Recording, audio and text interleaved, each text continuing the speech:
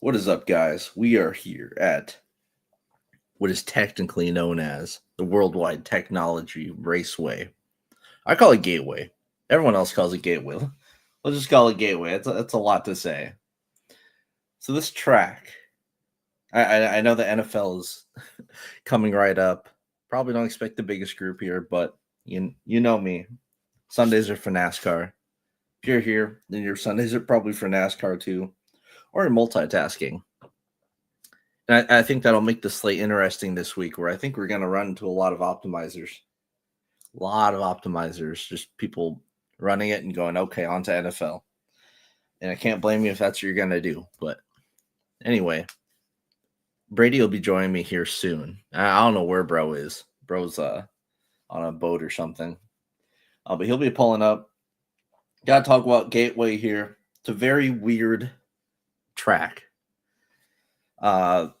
Sort of like Nashville. We've added Nashville and Gateway, two undersized intermediate tracks, which is something that we haven't had historically. We've had Darlington as our one sub 1.5 mile intermediate track. And we just raced there last week, but there he is. There's the man. What up, Brady? Yo, what's up?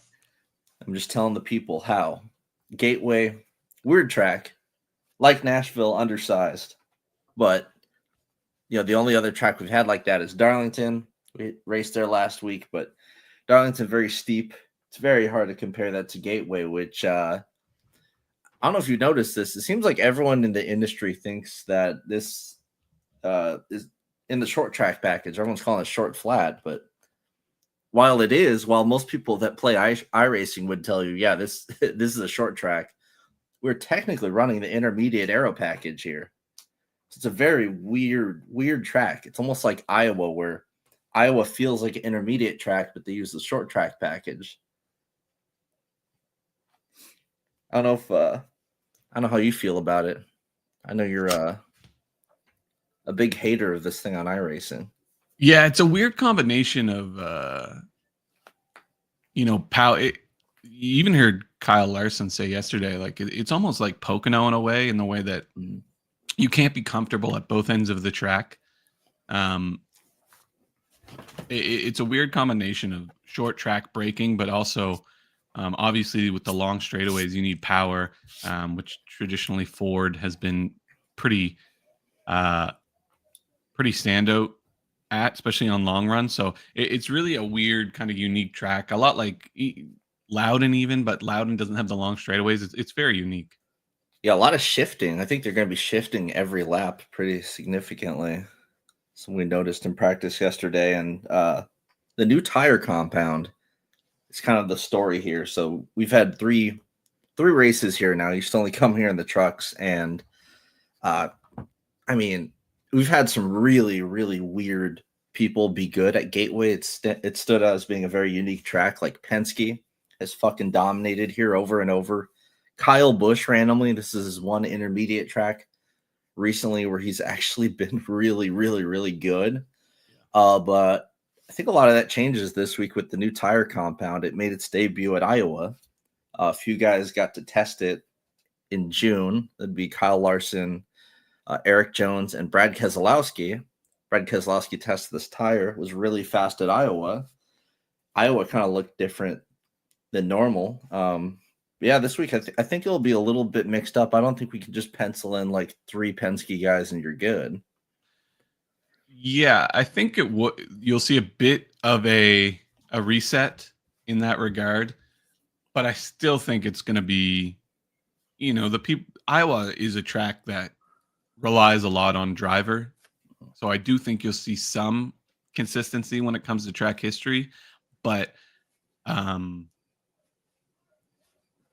I lost my train of thought. Oh, I do think it'll still be very hard to pass. You saw in practice, and that clip went around on Twitter yesterday of Ty Gibbs and Noah Gragson like fighting tooth and nail just to pass each other, and they were the only 2 cars on track. You could see Noah Gragson immediately get loose once he got once he crossed over Ty Gibbs' wake. I think it'll still be super hard to pass. I think there will be some fall off on the tire, which we did see in practice, but with the amount of speed you need to have over the car in front of you to pass, I don't know if that fall off is enough.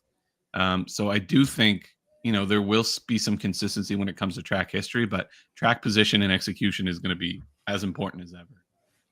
Yep. So I guess let's hop up on in here. Just looking at this overall, we have the 3 years of data, and I mean, historically, this is not what you're used to seeing in the intermediate package and in the next gen era. Like, we mentioned Kyle Busch, a bunch of Penske guys, Christopher Bell, another guy would consider to be really good at the short flats, popping up here. AJ Allmendinger. Not a lot of your usual names you would see here. I mean, Blaney, yeah, you'd think of him as like a short track guy, and he's like a co-favorite right now. Yeah, it looks different. It just does not feel like you would look at like a Kansas or a Charlotte or something, look at the names up there, like, oh yeah, that makes sense here. I mean, you've got like one Kyle Larson performance, but like Hendrick has been pretty dog shit at this track. Yeah, it's been a pretty tough track for Chevy in general, save for Kyle Busch has been the one standout. They did look a little better in practice, and obviously Kyle Larson qualified quite well. So it does look like they've made some improvements, and we have seen William Byron. I think there was 1 or 2 instances over the last 3 years of William Byron being pretty competitive at Gateway. But yeah, if you're playing Hendrick at all this weekend, you're relying on a pretty significant improvement over the last couple of years here. Yeah, and you can see here, I mean, just starting on the front row, pretty big. Only 3 races to go off of here, so I mean, you can't make too much out of the trends so far, but it's looking like you need at least 42 fantasy points to be optimal, preferably 45 to 50 points, really what you're aiming for here. And with there being only 240 laps, but this being a shorter intermediate track at 300 miles, this comes in as this should be one of the shortest races of the year.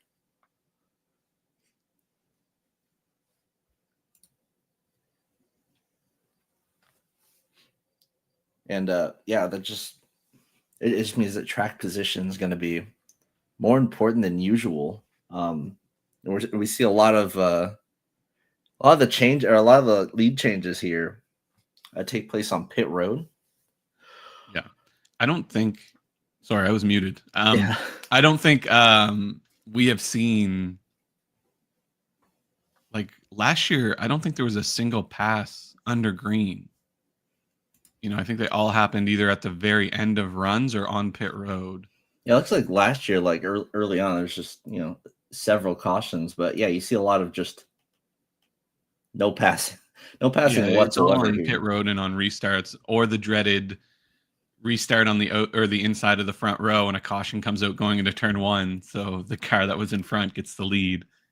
Yeah, it's really difficult to pass on green flag conditions. Yeah, you look here like the beginning of stage 2, right? You've got obviously like Gilliland and Kraus probably just didn't take tires, did 2 tires, whatever. They fell off immediately. But other than that, it's kind of just like who you'd expect. You kind of see this throughout, like not a whole lot of passing really goes on here at this track. Yeah, I think it has to be on long runs. So you really need, to identify the guys that have traditionally been very good on long runs. Ryan Blaney, Christopher Bell come to mind, Keselowski, Hamlin. It seems like if you go through the lap by lap for the last couple of years, kind of like 50 laps or maybe less than that, 35, 40 laps into a run, you'll see instances of passing. But before that, it's just you have to have such a significant speed advantage over the car in front of you that it's really hard to build over the course of a few laps. It takes a while.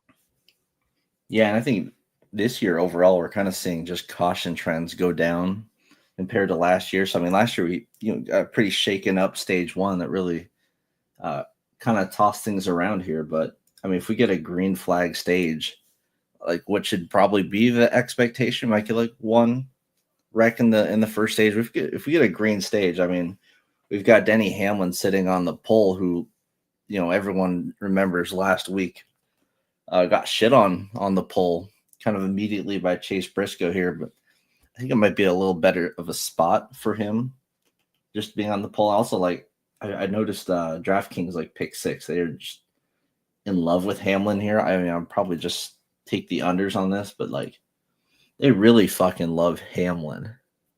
Yeah, 82.5 is a lot, especially, I mean, we saw it last week.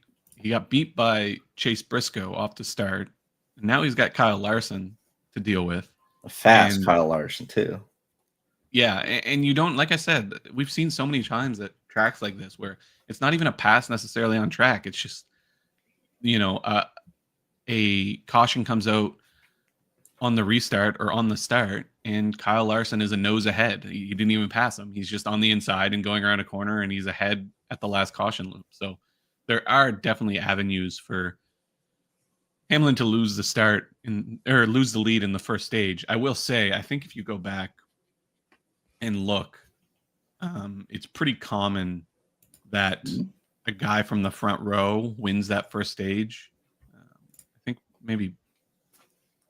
Yeah, sorry, like McDowell was winning all the polls last year, right? And I guess it was Bell. Bell was the only person last year, I guess, at the cautions or whatever, but he was someone that actually looked like he had a lot of speed last. And you almost got like, I mean, McDowell stages.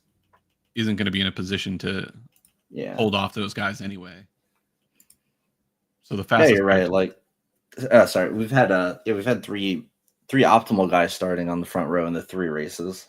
Yeah, it just makes sense. Like, yeah, we've seen like the first race. I kind of don't really. I'm starting to not really care too much about the 2022 season. It's just the feel out season for the next gen. I really like looking at 23, 24. Because they're definitely a lot more like predictive. But yeah, you're seeing like a good mix of people taking the lead and whatnot here. But once you kind of get the lead, you're kind of there. We're pretty certainly not going to see like a Chase Briscoe leading all the laps like last week, right? Like, yeah, there's many ways for it to get shaken up. I think they just posted these number of drivers to lead a lap, 8.5, but 27.5 finishing on the lead lap. That's a pretty high number. I mean, favor to the under 27, but I don't know. Things kind of, they don't have a caution number, which is unfortunate. They have that usually each week, but I would expect it would be like 6.5 or something, just kind of on the low side. It seems like usually a lower carnage sort of race. That should be like the expectation here. Yeah, I would expect that to be the case unless you get like the caution with 30 or 20 laps to go and everybody starts dive bombing each other. But you're right. The case over the last couple, at least over the summer, has been NASCAR holding cautions a little longer, not necessarily throwing cautions for single car incidents. And I think that'll continue. I think NASCAR's starting to realize that in order for passing to happen, it needs to be like on a track like this, a 30 or 40 or 50 lap run. So they're doing whatever they can to keep the track green, because you just can't pass on once you've passed that kind of 5 lap threshold on a restart and everybody's lined up single file. You just can't pass until later in the run. So I think that's been a goal of NASCAR, is to keep the track in a green condition as much as possible, which is the opposite of 10 years ago. Yeah, and this week, I guess, it was kind of hard to compile like the recent track type, right? Because a lot of these don't make a lot of sense, right? So like I just use the intermediate tracks, throw them in there. I mean, like I don't see Homestead actually really being corollary here, but it's very hard to find any tracks that are corollary. Like I put in Iowa and Phoenix, because Iowa, just last year or this year's Iowa, just because it's on the tire, right? And Phoenix is like the most similar track to this track, I would say. Like just overall, it's in a different package, though. It's just kind of weird. So, almost don't really want to look at like current form as much, or maybe just like a little overall current form. But the track type history here is not going to be anywhere near as strong as most weeks. Actually, I'd probably consider this one and maybe like Dover to be the tracks where there's no real track type necessarily because it's just so unique. Yeah, and the other thing too is you can almost throw current form out at the start of the playoffs because everybody brings their best stuff for the playoffs. If they've been holding something for this summer, they'll start to implement it now. How many laps you want to chop off of here? Because I know you like getting rid of the early laps to look at like some real practice speed. We had quite the split. I already got rid of the first lap because that was obviously like garbage. But yeah, I mean, you see with just single lap speed, like Kyle Larson was head and shoulders over everyone in Group B, but overall Group A had the advantage. Ty Gibbs was the last person to go out and make a lap, so he ended up getting the best lap in Session A, but I'm not even sure how like real that is. Yeah, I mean, he's definitely probably the best car in Session A, him and Keselowski. I chopped off 18 laps, but 15 is probably okay. I just wanted to get rid of that bad Ty Gibbs lap, but I would do 15. Yeah. And then, if you're doing this at on your own, I go through and like those off-brand laps, like that Ty Gibbs with lap 17, I would go in and bop that out. Usually it doesn't matter. Yeah. Because it gets scrubbed out by the average laps. But if you're doing different things with the data, then it's good to get rid of laps like that. Mm-hmm. But we're just going to be referencing the best 5 laps in this range mostly, so it doesn't matter. Yeah, and if you look at that, you can see Tyler Reddick surprisingly up there. I mean, Byron and Bell, that makes a lot of sense. Keselowski, being on the tire and whatnot, but Reddick is a little bit surprising because it does not feel like a Reddick track whatsoever. He was pretty fast last week, but I mean, that's Darlington. That's like his best track. It's going to be hard for me to still like pull the trigger on Reddick here. I don't really know what to make of all that. The one I'm sad about is Ty Dillon. Like Ty Dillon's practice was complete dog shit, but I don't know. It just feels like it doesn't really matter with them. Yeah, that's the thing you have to consider, especially if you're not watching practice or they're not showing a guy on practice when they're logging these laps. Like Tyler Reddick just might have had a clean track in front of him. Yeah, I mean, because you'll see like instances where Christopher Bell has 3 really fast laps at the start of that run. Clearly, lap 19, he was passing a car, stuck behind a car, got by him, and started to pick up the pace again. Especially at a track like this, like there's a lot of context behind these, this data. Mm-hmm. You have to take it with a grain of salt. Tyler Reddick just might have had perfect track conditions for 10 laps in a row. Yeah, and that's something I wish I could, I wish I could go in and steal the SMT data or something and see what actually kind of went on here. But this ain't F1. We don't get nice things like that. We kind of have to work with what we have to work with. Like we get a limited timing and scoring, and sometimes it fucks up, and that's life. Yeah. But yeah, I mean, I would say just kind of this range, right? Like 9K and up, those are the dominators, right? Like, I mean, sure, Cindric won here last year, but it didn't really. It's just Blaney ran out of gas. This whole range here, it's kind of like you feel like any of these guys could do it, could go out there and crush. But I mean, I don't know if you noticed this from yesterday and today. Like this week has been a really clean overall slate where there aren't these like stupid going to the rear and a backup sort of plays. Like everyone was very clean in practice. It was the same yesterday in Xfinity and today in Cup. I mean, you've got like all the expensive guys 9K and up. They all just qualified towards the front. There aren't any free plays. I kind of like that, honestly. Yeah, it makes the slate more fun and probably will result in some, solo takedowns, which is nice.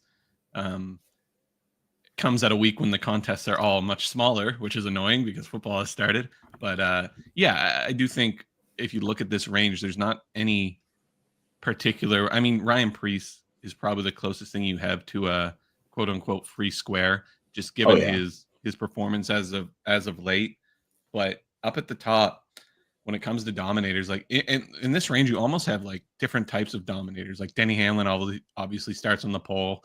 Chansey just keeps the lead all day and never really gives it up.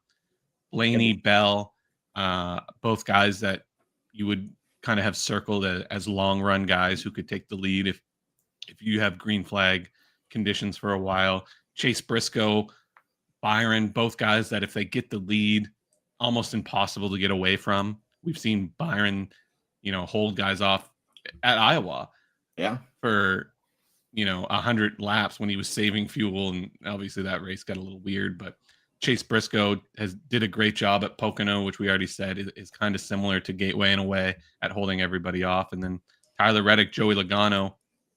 Reddick would be a bit of a surprise, like we said. Logano has probably been the best outside of Bell at Gateway. And then Kyle Larson's Kyle Larson.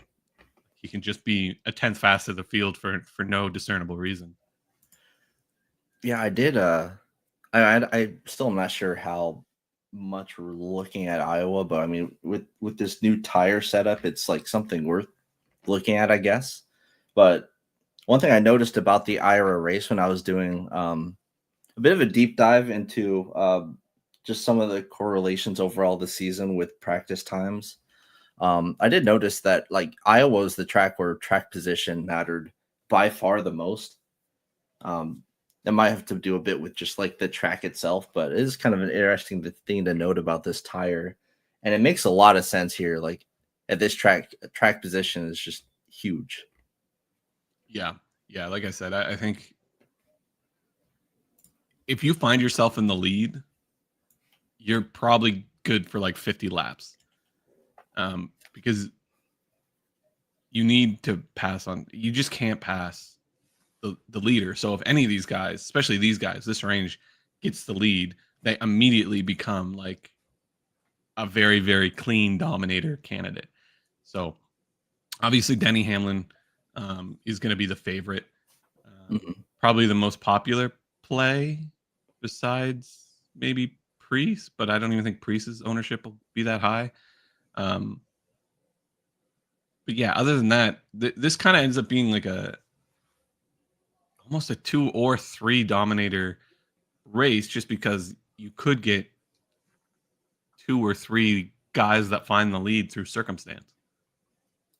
Yeah, and it could really be any of these guys. And we've seen guys like off-brand guys like Kyle Busch and Cindric be good here in the past. It doesn't necessarily have to be like those teams, but I mean, say for example, track history ends up not really mattering with the new tire. You could have someone like Bubba who's never finished top 20 here, but has been just good overall and has a teammate that was at the top of the practice boards. Someone like that could do really well. So I mean, there's just so many ways you could go with construction of your lineups here. Like I do kind of really like this slate. I like how it's not like super easy. And I mean, like last night, you knew that everyone was starting with like Connor Zilic. Like a 64% owned Connor Zilic. He wins the race. A bit boring. I don't think we see anything like that. Like, I could see people being off of Hamlin, who, he's supposed to be the highest owned just guy on the pole, best pit stall and all that. But I mean, just last week, he got shit on the pole. So I don't think he'll be like, I don't think people will be too crazy, but I think it'll be really spread throughout. Like Briscoe doesn't really project that well, but he's coming off just an amazing week. I think with NFL starting, I think the big thing is people are going to be jamming optimizers and just sending it. So like I have a really strong take where like Chase Elliott, I think is an awful play because optimizers are going to love him starting 19th. They like to give the play stiff guys a little boost. It just makes a lot of sense that Elliott's going to be higher owned, and I kind of hate that. And I guess maybe Hamlin is probably going to be that other guy where you're just running an optimizer, you send it, going to be a little bit higher owned than most people. So I kind of want to attack against that. And unfortunately, it probably does mean that Ryan Preece is going to be really high owned, which sucks. But I mean, he's amazing chalk. But yeah, we'll get to him as we go throughout this field. The thing that I'm struggling with is like, how does Denny Hamlin lose the lead here? Like he's going to be fast enough on the long run. We've seen Denny Hamlin be able to manage tires better than anyone for years. So he's going to, like, you can almost scratch off the long run chance. Pit road, he's got one of the best pit crews and obviously gets the best pit stall. So pit road should be pretty good for him. It really comes down to getting beat on a restart, which kind of just has to be the best chance to lose on a restart is going to be that first one against Kyle Larson. Yeah. If he wins that, do we just see Hamlin lead pretty much this whole race unless there's like a green flag pit stop kind of shakeup? Yeah, I guess the only case against that is that I don't think we've had a pole sitter just lead the entire race all season. It's been very weird. We usually see that more often than not, but I mean, it's bound to happen eventually. Yeah, I don't see why, even if Hamlin doesn't like lead in stage one, there's like an early caution or gets mixed up or something. He still is just great at holding track position and has the best pit stall here. Unfortunately, I didn't have very many notes with this being a newer track. The only thing written in my notes was this is the sketchiest pit road in NASCAR. So having the really best pit stall is really, really good for Hamlin, just long term throughout this race. Yeah, I just get the feeling we're going to see kind of like a 2023 Gateway Kyle Busch performance where he started on the pole, never fell outside of the top 3, and just kept getting the lead on pit road and ended up leading, 100 laps. And, obviously he was super fast as well, but I don't know. That's kind of what I get the feeling this slate will end up looking like. Yeah, I mean, and Denny Hamlin obviously way better suited for that, and he's finished runner-up here a few years in a row. Yeah, He was like the top 3 was just the top 3 this entire race. The only thing that worries me a little bit, and it probably shouldn't, just because he starts first and he's going to have clean air, but like even finishing second twice, he's gotten almost no dominator points in both of those. Yeah, with only 3 races, I guess I'm more willing to forgive that. But this. I know track type isn't very strong here. This track type overall, he's not really gotten a lot, but I mean, most of it's gone to Hendrick. Hendrick not good at this track. It's kind of a bit more up for grabs. Yeah. So I think that's probably the primary way you have to build around is a similar performance to 2023. Look at that race.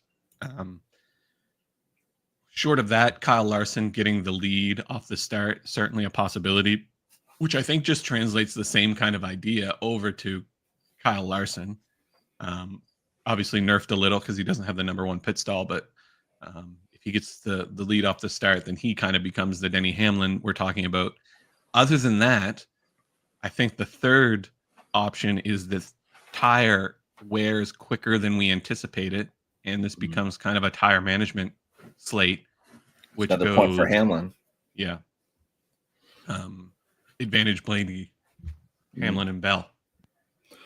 Yeah, and I think we had just looking at like manufacturers here, right, or teams. I mean, even a bad Hendrick slate, they're still plus 240, but I mean Penske plus 350. That's about as good as you're going to get. I can tell you that is the best they'll be all season. So, I mean, they're still giving them big bump.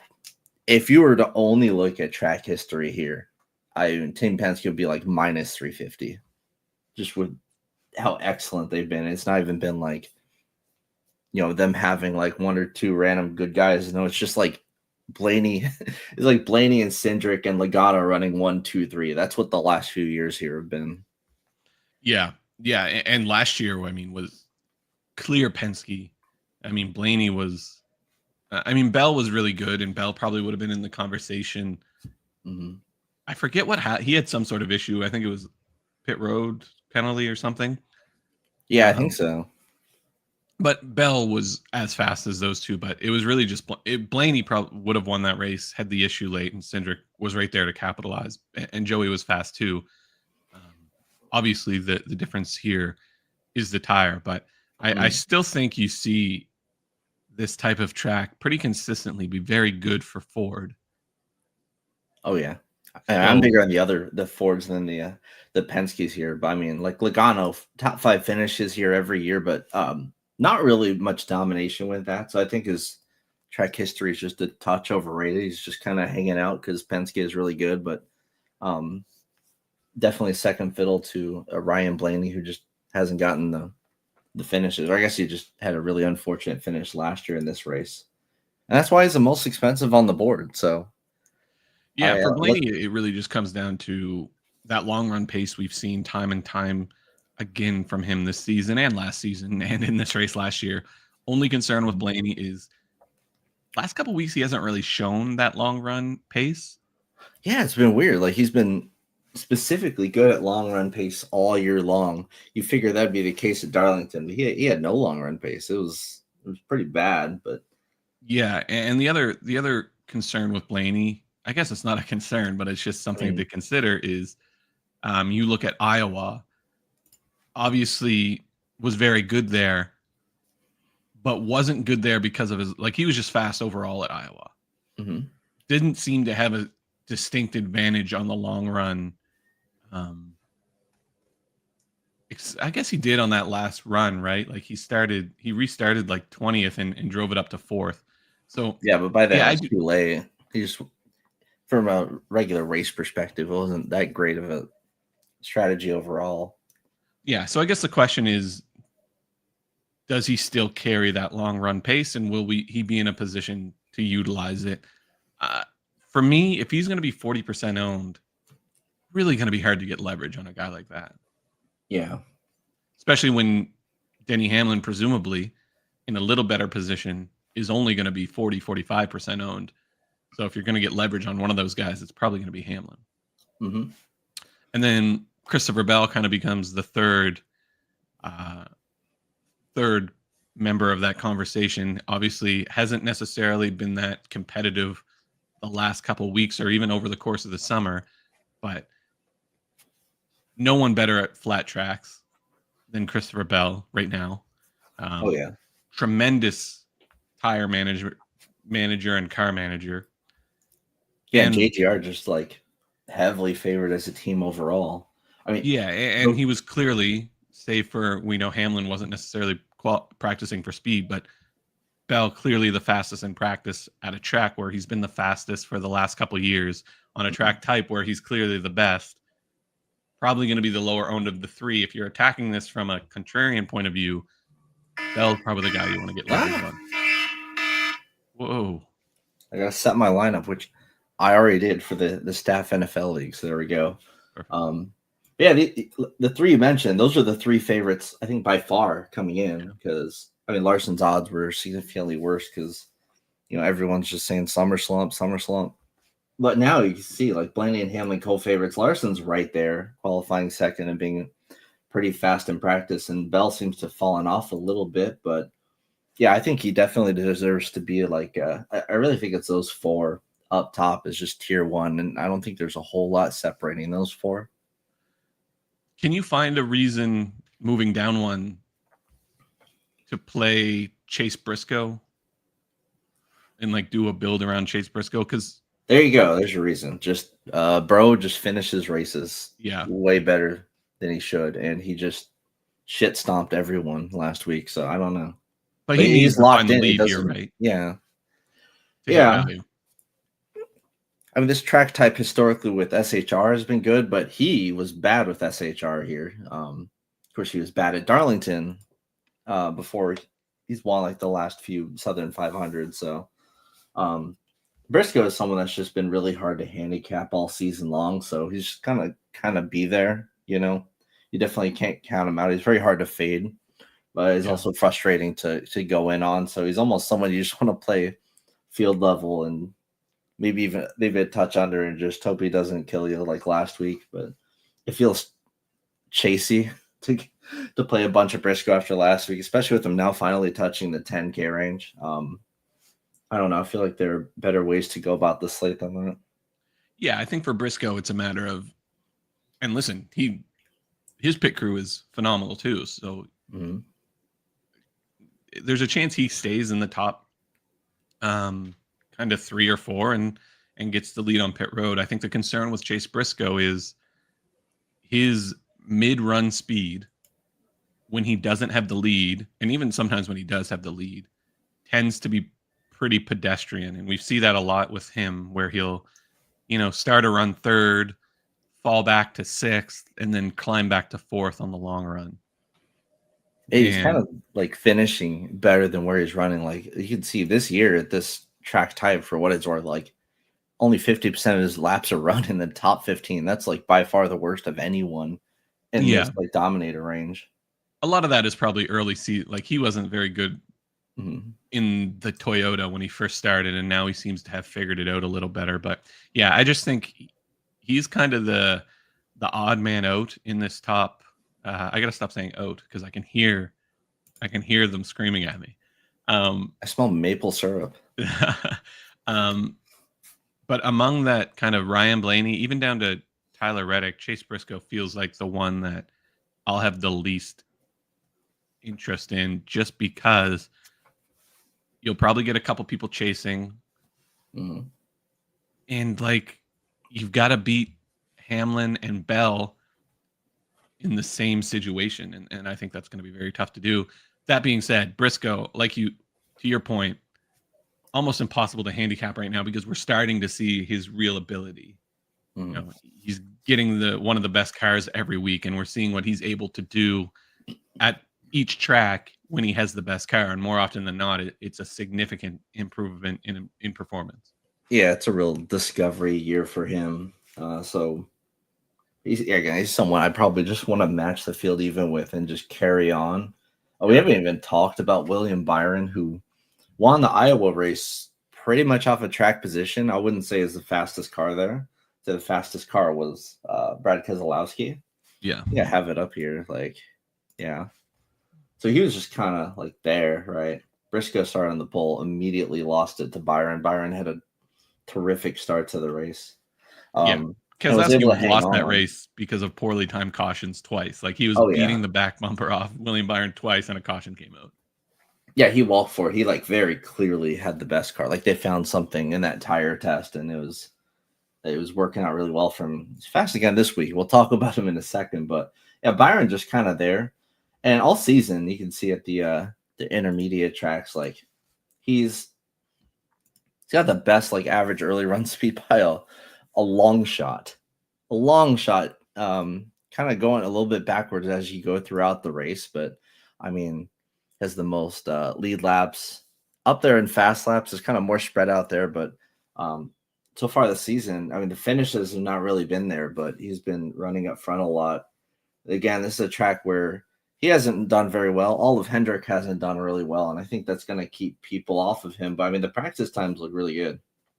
Yeah, and I think the other thing with Byron is when you look at track type, and we've already talked about how you can't really box in Gateway, but as far as flat tracks go, or in intermediate flat tracks, he's had the best driver rating of anyone this season. And then you give him a very, very good practice session. He kind of stands out as a nice contrarian type of play. And we did see, I forget which race it was, but we did see an instance of him being somewhat competitive, at least more competitive than the rest of the Hendrick cars have been. Yeah, in 2023, he led a few laps, had some fast laps, ran pretty well all day until finding trouble late in the race. So of all of the Hendrick cars, which have been pretty poor at Gateway, Byron has been the one to have some measure of success. Yeah, because that eighth, realistically, that's like top 5 speed, certainly, until running into the issues there. So yeah, definitely see what you're saying. So Byron is the one Penske that's actually had a little bit of success here. I guess Larson has okay finishes, but you cannot say he's ran well here, averaging 3 fast laps per race. It's really bad, and it doesn't sound like Kyle Larson, but with him, it's his starting position and his overall tendency to grab fast laps. Usually, not here, but usually. Yeah. So I mean, Byron Larson, I think Pick 6 has something for him. You give him 38.5 lead laps. Again, I think that's a little bit optimistic because it's really kind of a toss-up who's getting these and not even starting on the pole. Yeah, probably a decent underplay there. But if he does get the lead, right, he could Kansas this. That's in the range of possibilities. But yeah, absolutely. Most people are gonna go against that. Everything we said about Hamlin applies to Larson too if he wins the restart like Chase Briscoe did. That race was almost won on the first lap of the race, and that he didn't even pass him. The caution just came out at the right time last weekend, right? And Briscoe was ahead, and that race was won there. It could be the same situation here when Larson gets the lead off the start. My problem with Larson or the thing that scares me a little about Larson is he made a point in practice yesterday that they're looking at this race as an opportunity to get to Bristol in a good points position, Mm-hmm. which might mean a conservative type of strategy. And starting second, it's really probably easy for a guy like Larson to not push, not do anything crazy, finish third both stages and finish fourth in the race and be pretty much locked into the next round. Yeah, So, you see it with like Blaney, Hamlin, and Larson. I'd say they're so good on points; they don't really need to win this round.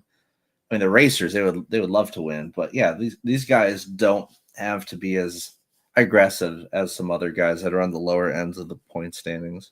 That's a yeah. good So if point. I'm Cliff Daniels, Kyle Larson, I'm looking at this like, okay, let's try to get the race or let's try to get the lead off the start. If we don't, let's just settle in and have a good, clean day Yeah, and go have fun at Bristol. And we've seen this for years now.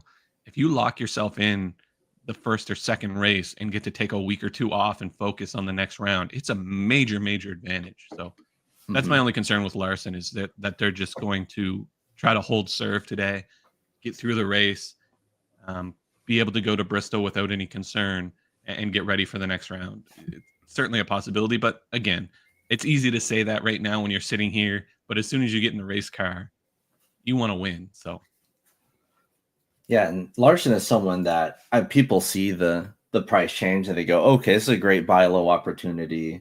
They see him like top of all of the averages in practice, and I think optimizers will also love him. So I think he's going to come in with some fat ownership. I think I do want to be underweight of that for sure in favor of some other guys. Really, just like slamming this top three here. yeah, So I don't mind that at all. I think it's much easier in this range to play guys like Byron and Bell Yeah, and give get me leverage on Byron. them and just hope the optimizers blow up the ownerships of the other guys. That's what I feel about Elliott too, just starting in 19th, because I think he's just going to run 12th like he does. It's just Yeah. going from 19th to 12th on optimizers like that mean projection.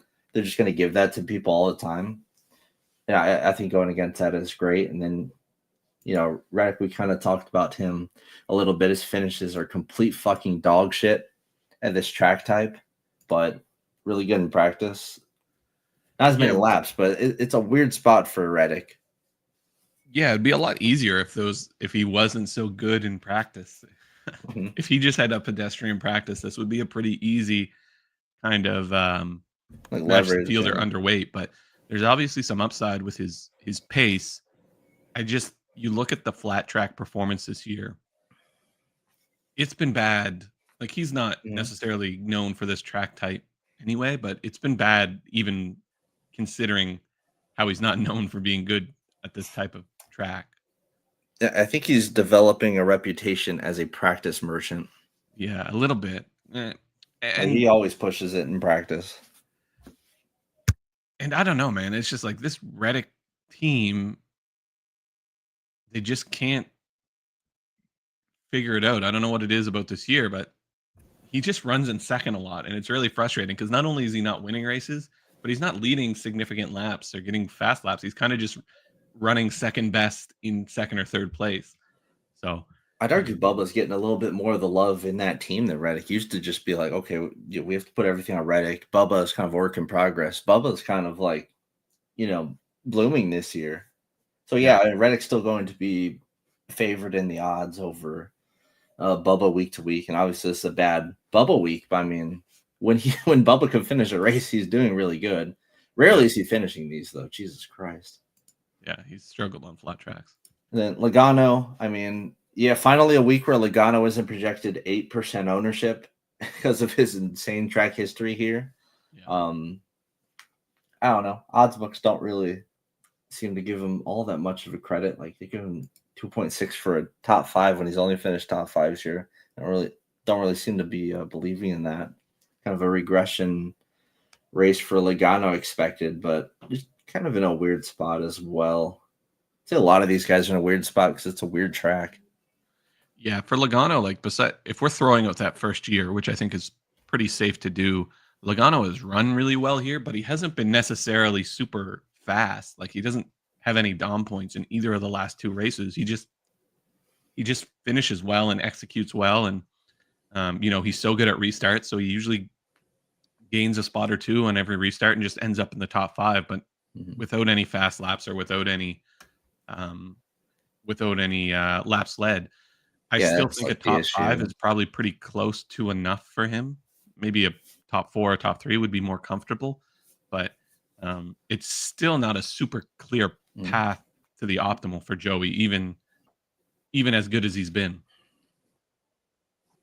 Yeah, you can see it here. Like him and Chase in this range, they just hate fast laps. So I mean, probably just better on FanDuel overall than DraftKings. I like Logano better in the scoring format too. So would prefer playing him over there on FanDuel if you're playing both sides. And Elliot I've kind of mentioned already. I just like being underweight on him because I think optimizers are gonna love him. I mean, he should be like 15 to 20% owned. I'm at 26, but this could be a lot higher because this is before I've kind of made this realization recent, like in the last few hours with all this NFL stuff coming up. I'm realizing like people are really kind of just glossing over Gateway and they're probably just going to hit optimize and send it. Sort of like what I'm about to do with NFL coming up here. I don't know what I'm doing. I'm just going to hit optimize and send it because I'm reserved. Yeah, I think Chase is just, and this has been kind of the case with him for the last couple of weeks, is he hasn't been qualifying well, and he looks like a great play, but he doesn't finish well enough to pay it off. Like you see Iowa 14th, Indy 13th, they're not good enough, and you're in a position where Chase Elliott, who's only got 2 starts here because he missed a race at Gateway a couple of years ago, he needs to have a career best run to hit value here, and obviously he's got a little bit of pace, so he could do it, but you're starting to chase outlier performances, and that's never a super comfortable place to be. Yeah, I mean, this average of 12th, that sounds about good. Bro's going to run 12th. Let's go 12th, like, yeah. It's fine, but it's not going to break the slate. Like, I mean, the slate breakers, you have to pay up, what, 700 more for a Larson. And Larson arguably, I think almost certainly he's the person most likely to score 100 plus. And that's really kind of what you're after here. Elliott, I doubt he would ever he's rarely going to break like 50 60 fantasy points, so it seems like a pretty safe fade for me. And then Cindric, I mean, he won last year, but this is what I hate. Cindric, average early running position 8.8, average late 19.5. Bro is terrible at finishing races. Maybe this being the shortest race of the year helps. It just it gets rid of the end of the race that you would usually have. Like this should be like a 300 plus lap race, but maybe it being shortened helped Cindric, but I don't know, man. He didn't look good in practice or anything. Like 8,500 for Cindric just because Blaney ran out of gas is kind of crazy to me.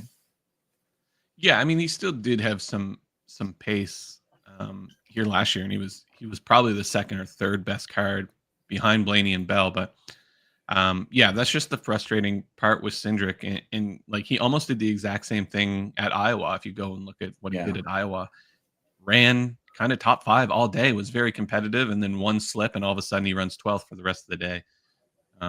It's just, yeah, it's really frustrating to play him because the first half of the slate, you're like, yeah, I finally figured Cindric out, and then they'll have a bad pit stop, and he won't recover. Yeah, because I'm usually a Cindric fader, and oftentimes I find myself thinking, man, why didn't I play Cindric? He's doing so good. And then by the end of the race, it's like, oh yeah, that's why I didn't play him. Bubba, we kind of touched on him. I guess we should push through the rest of this field here and just kind of only talk about real notables. Barry, probably one of the biggest odds faller. Bad practice. I mean, I don't Just know not that shit here. a good track for Barry in theory, you would think, but he hasn't run very well here and hasn't run very well as of late. Like at all. No, he's been pretty dreadful this last half of the season. And like self-imposed mistakes. Like last mistakes. week, God, what an asshole. I think Kyle Busch. This is one of the craziest plays I think on the slate because insane car, finished 35th. Yeah, but like insane car. Like I don't know if it was like he got first like right through pit stalls, right? Like or through a pit strategy or what have you. But I mean, he's able to hang on to like he didn't hold on to the lead exactly, but I mean, he was up. He put himself up there basically. All three of Yeah. these races, he's put himself up front somehow, which is, I mean, that's not something you would expect of him whatsoever. But I mean, he's just the RCR is just terrible in the intermediate package. Awful. Yeah. I think the only upside for Kyle Busch is significant Dom points in every single gateway race we've seen. Good finishes I mean, outside of last year where he had trouble. It's just, yeah. Can RCR it's give him so a car bad. good enough right now? Mm-hmm. It's a big question. Even Dylan, yeah, the practice times, dog shit and dog shit, right? Like bad. Like Kyle Busch is in the A group, still dog shit. Like I don't know. I think I'm just gonna say fuck track history here, just because of the tire switch, and use that justify just playing like almost no Kyle Busch because I have other people I'm interested in. How did Kyle Busch do at Iowa? He was not good. Yeah. He was, yeah. He's like a play stiff guy. He started the very back. Well, I guess he moved up into the front half of the field, right? Like it's fine. Not bad for like a last place starter. Yeah, but when you're starting 20th, it's almost a different. Yeah. Why can't I find Kyle Busch?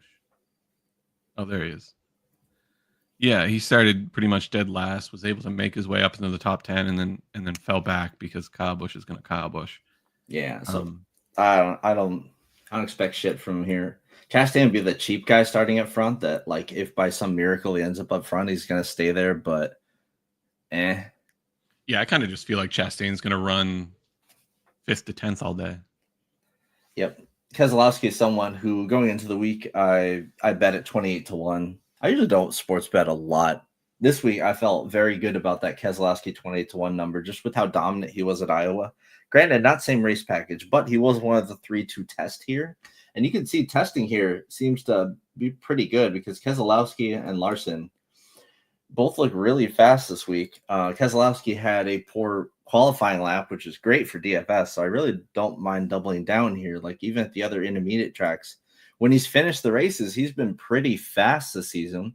The best car at Iowa and was top 5 here last year and is in a Ford. Yeah. Yeah. And probably has, because he ran in the Xfinity series so much when they went to Gateway. Probably has more experience at Gateway than most in the field, him and Kyle Busch. So, yeah, I think this is a really good spot for Keselowski. I wish he, from a DFS perspective, I'm glad that he didn't qualify well. From a sports betting perspective, I wish he qualified a little better. Yeah, that kind of sucks having so much action on. I'm kind of forced to double down here, just be the biggest BK fan ever, but I don't mind it. Keselowski, one of my favorite drivers, so yeah, I'm big on Team Keselowski this week, and then as his teammate Buescher, I have like zero interest in. I don't see anything in this track type. I hate for him. Yeah, the clear discrepancy between his speed and Keselowski and Priest's speed, and I think that's just a track type thing. Probably a situation where he runs around where he starts. And then let me skip past Bowman because I don't like Bowman starting 25th. I think this is bait. I don't. Are you with me here?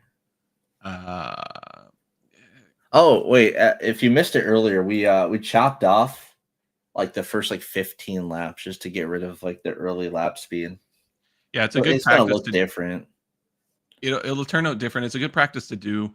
It gives you a better idea of long run pace, and it also gets rid of those shakedown laps when they're feeling out their car, maybe not necessarily giving 100%. It's a good practice to try to chop off some of the early laps. Get a better idea of long run speed, and it also helps equalize Group A and Group B in some cases. Yeah, the best thing about the RS, you just make a copy and chop it up however the fuck you want to get rid of like these random individual like random bad laps or get like yesterday in Xfinity, you could get rid of those like practice qual laps. Not a be all end all solution, but yeah, I mean you're just free to do whatever you want, you know. Bowman's an interesting one for me just because he's so consistently average and he qualified poorly. So like there's a pretty clear path for him to run kind of 12th, 13th, like not even top 10, and still score 45 and be in contention.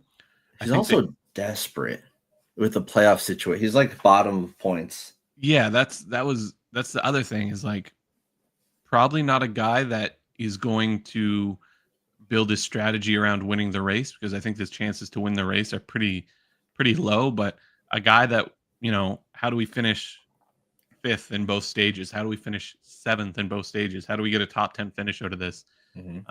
I think these guys are going to prioritize a decent points finish over trying to win. And, if you take out the races when he's had issues, he's pretty consistently been top 10 on intermediate flat tracks. And Yeah.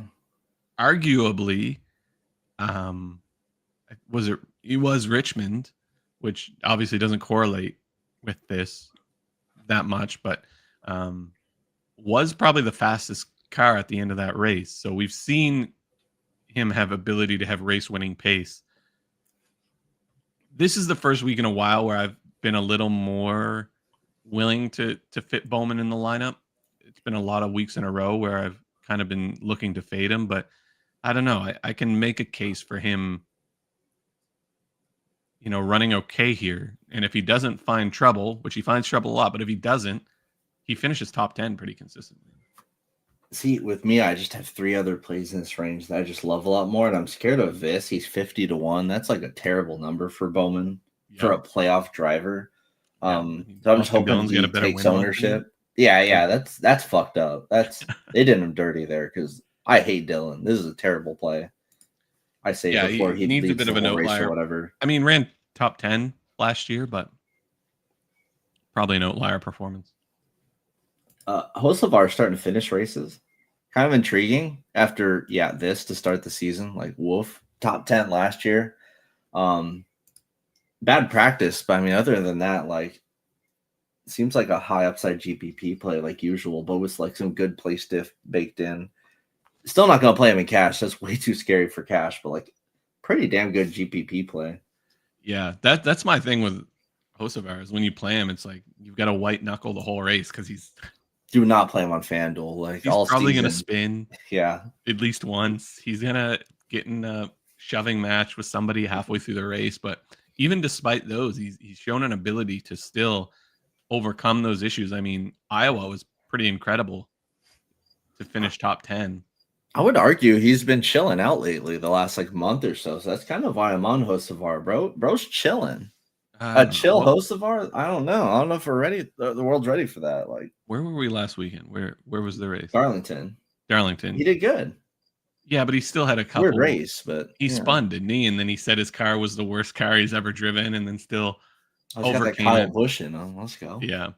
I think there's a lot of upside here. Like I said, it's still kind of you're still entering into the Carson Hocevar experience if you play him, but this is a pretty low risk spot to play a guy like Hocevar and a track type where he's been pretty good. And then, I mean, let me gush over Priest, the best play in the slate, easily. Yeah. Look at these top 10s. Jesus fucking Christ. Yeah. Tremendous execution, decent speed. It's just been really, really consistent this year. It's wrong. The price has been wrong all year. Like, what more does Priest have to do to get a price increase? Like all season long, they've just it's like Brennan Poole in Xfinity, where they just gave him the $5,900 price tag, just set it for the rest of the year. Yeah, they're never going to change it. Priest is just stuck at 69. Yeah, we talked earlier how there's no real free squares on the slate, but this feels like the closest thing to that. Mm-hmm.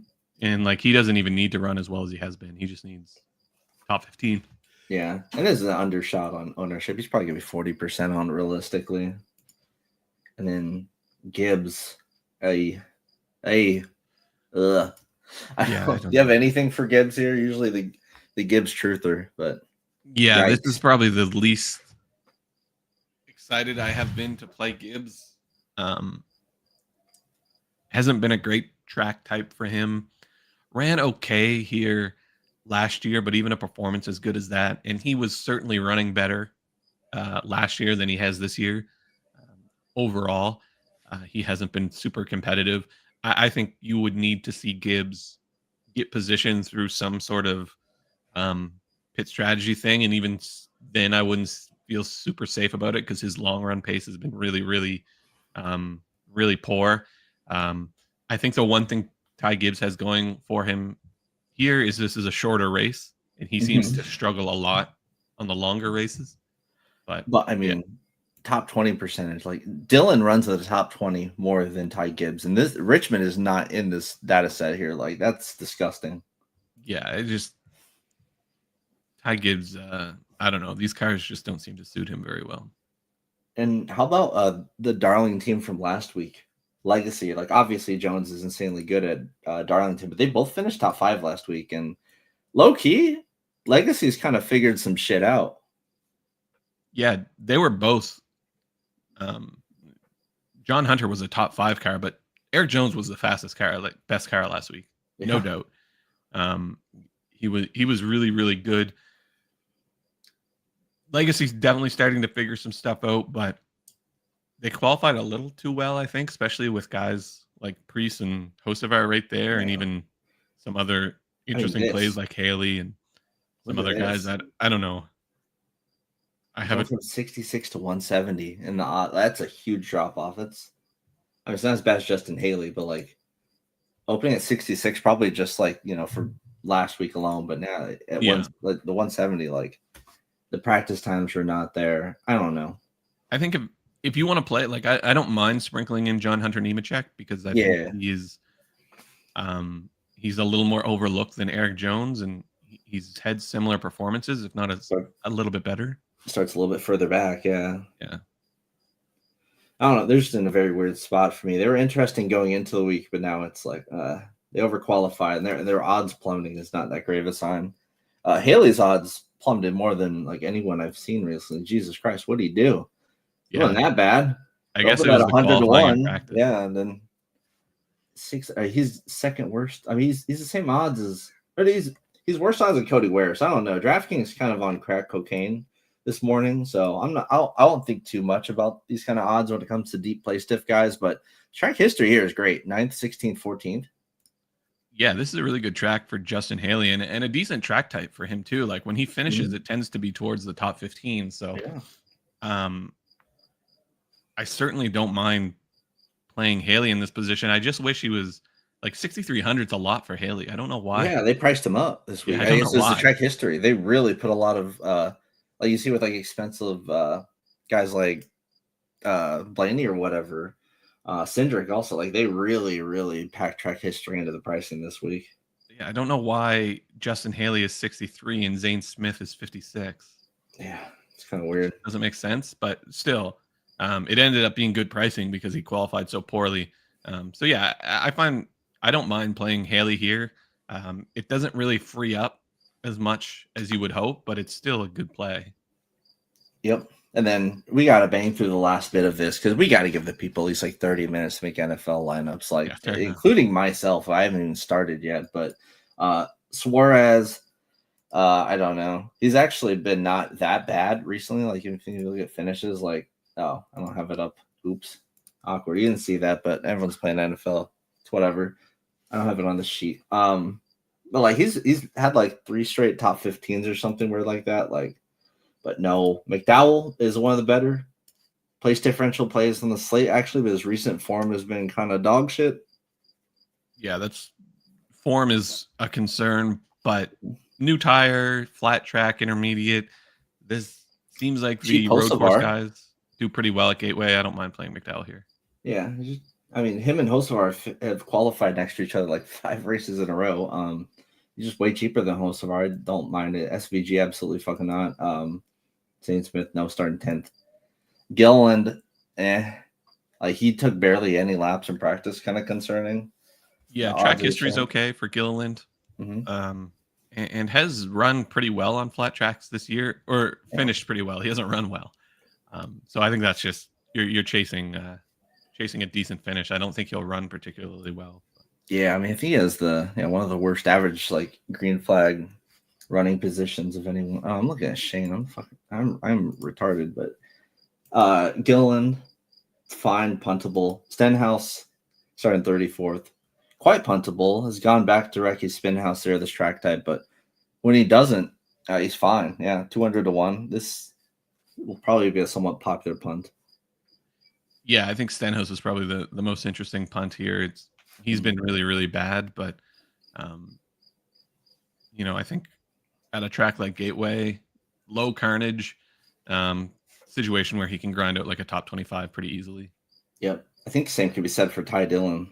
Yeah. Even though his practice was abysmal, he kind of has bad practices all the time, but then just kind of ends up in the top 25. So he's Yeah. probably the only other playable guy in this range because Custer obviously is getting, Ford's cutting him off, going to Chevy next year, the Haas factory team, right? And then Herbst and Ware shit. Yeah, I think Ty Dillon's is low. I would go here. Cody Ware, probably not. There's not enough carnage in this race, and Riley Herbst just hasn't been competitive at all. Cool. So winner picks. I've kind of alluded to the fact that my winner pick here is Brad Keselowski. Yeah. Because I've already bet him, and I'm sticking with him. Seems fast. Good this tire. How about you? Yeah, I went with Bell. He's been the fastest car here for a couple years in a row and hasn't been able to put it all together, but it seems like he's got the pace again. And I just love playing Bell on flat tracks. Yeah. And obviously we're going to play Bell at New Hampshire in a couple weeks, but we'll get a little. He's 34% owned, unlike New Hampshire, where he'll be 70% owned. Not quite rightfully slow. So yeah. I'll go with Bell, but I think there's a good chance that Hamlin just dominates this race, or like flag to flag. I could see that too. Yeah, I wouldn't mind seeing that too. All right, well, we'll see you next week. Where are we at next week, actually? Bristol. Oh, yeah, that's right. Bristol, baby. Bristol night race. Should be a very fun one. Should definitely have Hendrick back by then if they're shit again this week. So, no Hendrick cars in the top 15 last week. Kind of an anomaly stat there, but that's absolutely shocking to see. But they'll be back next week for sure. So until then, helmets up. Let's go bang out some NFL lineups and then get back to this NASCAR grind here. Shout out to the 123 dudes watching this instead of sweating injury reports. All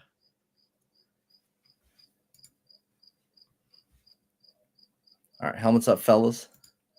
We'll see you next week.